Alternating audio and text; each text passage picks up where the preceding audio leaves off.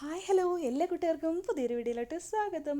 ഇതേപോലത്തെ soap box ഒക്കെ ഉണ്ടോ? നമ്മുടെ കയ്യിൽ സോപ്പ് ബോക്സ് ഉണ്ടെങ്കിൽ നമുക്കൊരു അടിപൊളി ഐഡിയ ചെയ്യാം കേട്ടോ. അപ്പോൾ എല്ലാവർക്കും കുട്ടികൾക്കും വലിയവർക്കും ഒക്കെ യൂസ് ആവുന്നൊരു സംഭവമാണ്. അപ്പോൾ ആദ്യം തന്നെ ഈ ഒരു സോപ്പ് ബോക്സിനെ നമ്മളിതാ ഇതേപോലെ കട്ട് ചെയ്തിട്ട് ഈ ഒരു സൈഡിലത്തെ ഈ ഒരു ചെറിയ പീസ് ഉണ്ടല്ലോ, അത് നമ്മൾ കട്ട് ചെയ്ത് മാറ്റുകയാണ് ആദ്യം ചെയ്യുന്നത് കേട്ടോ. അതിനുശേഷം ഇതിൻ്റെ സൈഡിൽ രണ്ട് സൈഡുകളിലും ഉണ്ടാകുന്ന ആ ഫ്ലാപ്പും കൂടെ കട്ട് ചെയ്ത് മാറ്റണം കേട്ടോ. അപ്പോൾ ഈ ഒരു കട്ട് ചെയ്യുമ്പോൾ കറക്റ്റായിട്ടുള്ള ഒരു മാർക്കിംഗ് ഒക്കെ ആ ഒരു ബോക്സിൽ തന്നെ ഉണ്ടാവും. അപ്പോൾ അത് നോക്കിയതിന് ശേഷം നമ്മൾ കട്ട് ചെയ്ത് മാറ്റുക കേട്ടോ. പിന്നെ ദാ ഈ രണ്ട് സൈഡിലെ ഫ്ലാപ്പുകളും നമ്മൾ കട്ട് ചെയ്ത് മാറ്റണം കേട്ടോ. അപ്പോൾ സോപ്പ് ബോക്സ് ഇല്ലെങ്കിലും കുഴപ്പമൊന്നുമില്ല, നല്ലൊരു കാർഡ്ബോർഡ് ബോക്സ് എടുത്തിട്ട് നമ്മൾ അതായത് ബുക്കിൻ്റെ ബാക്ക് പേജോ അങ്ങനെയൊക്കെയുള്ള ബാക്ക് കവറോ അങ്ങനെയൊക്കെയുള്ള കുറച്ച് കട്ടിയുള്ള പേപ്പർ ഉണ്ടല്ലോ, അതെടുത്താലും മതി കേട്ടോ. അപ്പോൾ അത് ഇതേപോലെ കട്ട് എടുക്കുകയാണ് നമുക്ക് വേണ്ടത്. നന്നായിട്ട് നീറ്റായിട്ട് കട്ട് ചെയ്തെടുക്കുക കേട്ടോ. കട്ട് ചെയ്യുമ്പോൾ ഇതേപോലെയാണ് ഇരിക്കേണ്ടത്. ബാക്കി ഭാഗങ്ങളൊക്കെ നമ്മൾ കട്ട് ചെയ്ത് കളഞ്ഞു കേട്ടോ. ഇനി നമ്മളൊരു ടേബിൾ കവറാണ് എടുത്തിട്ടുള്ളത്. നാശമായി പോയൊരു ടേബിൾ കവറാണ് കേട്ടോ. അപ്പോൾ ഇതില്ലെങ്കിൽ നമുക്ക് തുണി എടുക്കാം, അതില്ലെങ്കിൽ നല്ല ഭംഗിയുള്ള കളർ പേപ്പറോ അല്ലെങ്കിൽ ഡെക്കോ പേജ് പേപ്പറോ എന്ത് വേണമെങ്കിൽ എടുക്കാം കേട്ടോ. എന്നിട്ട് ഇതിനെ ഒന്ന് കവർ ചെയ്തെടുക്കുകയാണ്. അപ്പോൾ ആദ്യം തന്നെ നമ്മുടെ ഈ ഒരു ഷീറ്റ് വെച്ചിട്ട് പാകത്തിനുള്ള ഒരു പീസ് നമ്മൾ കട്ട് ചെയ്തെടുത്തു. എന്നിട്ട് ഇതേപോലെ മടക്കി വെച്ചിട്ട് നമ്മൾ സ്റ്റേപ്ലർ അല്ല സെല്ലോ ടേപ്പ് ഒട്ടിച്ച് കൊടുക്കുകയാണ് ചെയ്യുന്നത് കേട്ടോ. ഓക്കെ, അപ്പോൾ നമ്മളുടെ കയ്യിൽ ഗ്ലൂ വെച്ച് ഒട്ടിച്ചാലും കുഴപ്പമൊന്നുമില്ല. അപ്പം ഞാൻ സെല്ലോ ടേപ്പ് വെച്ച് വേഗം പണി കഴിയില്ല, അതിന് വേണ്ടിയിട്ടാണ് അങ്ങനെ ചെയ്യുന്നത് കേട്ടോ.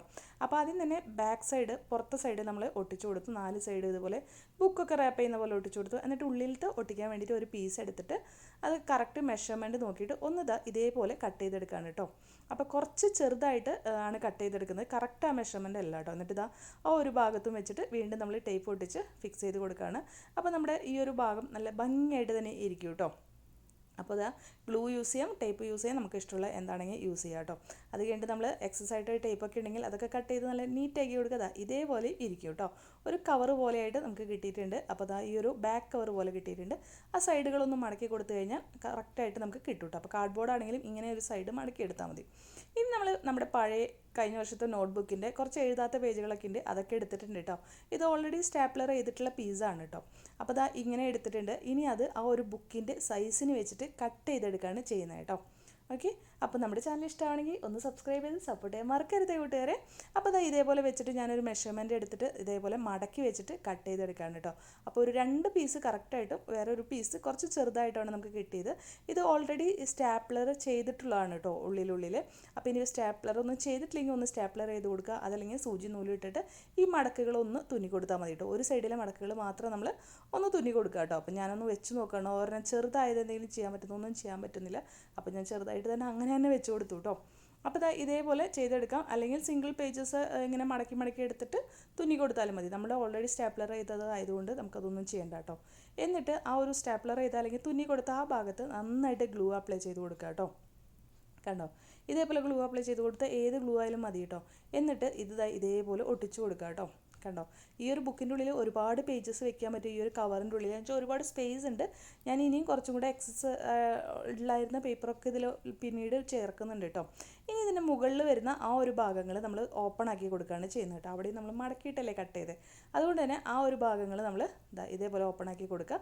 എന്നിട്ട് ഒന്ന് ഭംഗിയാക്കി കൊടുക്കുക കേട്ടോ. അപ്പോൾ കട്ട് ചെയ്തതിൻ്റെ ഒരു മടക്കുകളൊക്കെ ഉണ്ടാവില്ലേ, അപ്പോൾ അതൊക്കെ ഒന്ന് കളയാൻ വേണ്ടിയിട്ട് ഒന്ന് ലെവൽ ചെയ്ത് ഭംഗിയാക്കി കട്ട് ചെയ്തെടുക്കുക. ഓരോരോ പീസസ് പിടിച്ചിട്ട് നമ്മളിങ്ങനെ കട്ട് ചെയ്യാം കേട്ടോ. അപ്പോൾ ഇതേപോലെ ചെയ്തിട്ട് നമ്മുടെ അടിപൊളിയായിട്ടുള്ളൊരു ഓർഗനൈസർ അല്ലെങ്കിൽ ഒരു ഡയറി ബുക്ക് റെഡി ആയിട്ടുണ്ട്. അപ്പോൾ നമുക്ക് ആവശ്യമുള്ള സാധനങ്ങളൊക്കെ ചിട്ട് പോലെ ഇതിൽ എഴുതി വെക്കാം. നമുക്കിത് ബാഗിലൊക്കെ ഇട്ട് കൊണ്ട് കൊടുക്കാം കേട്ടോ.